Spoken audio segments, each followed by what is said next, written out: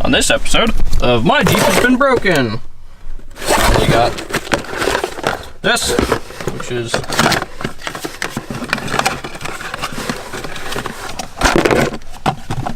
crankshaft sensor for the Cherokee.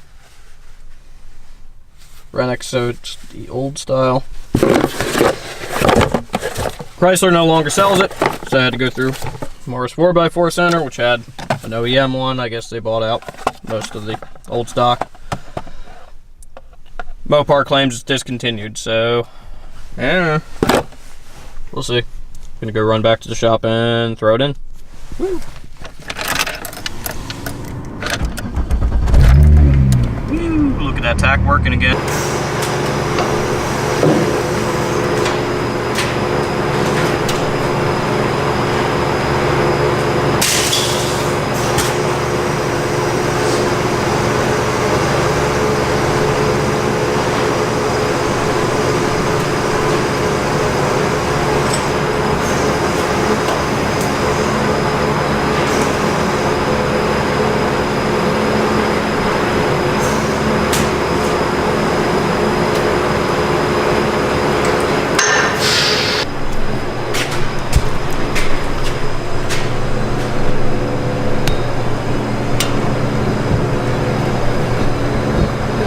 Focus, focus, focus, focus, focus. It won't focus, but it's right there. It's kind of a pain in the arse. That ain't too bad.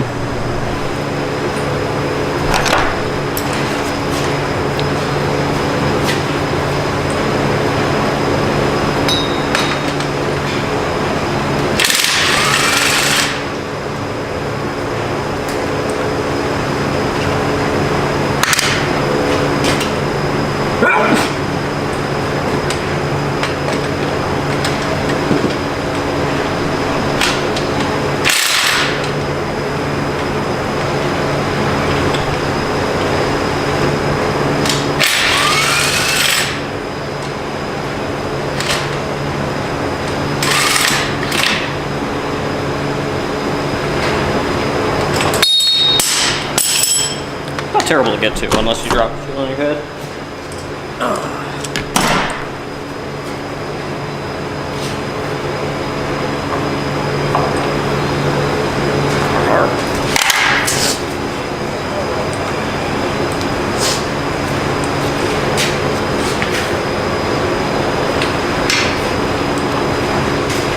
New one.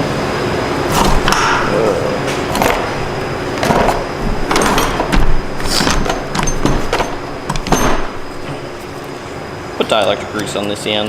It'll help you out later. And then basically fish this up towards the intake and bolt this on. It's not that difficult.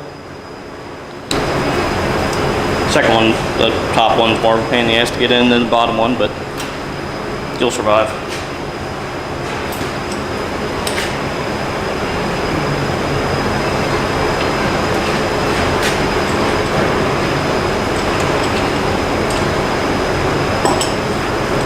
Wobbles make this almost fun. These are the Mac ones, but really anything at this point would help you.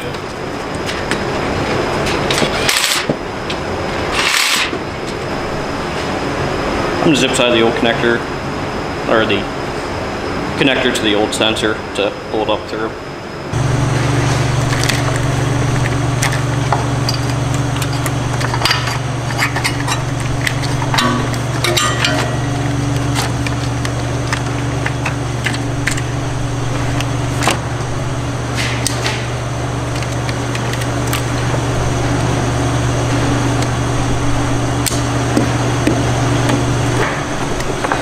And some dielectric grease.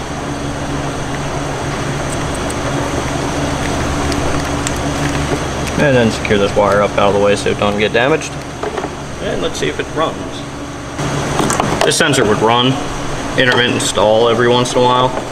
Found like a break in the harness here, which could have been it.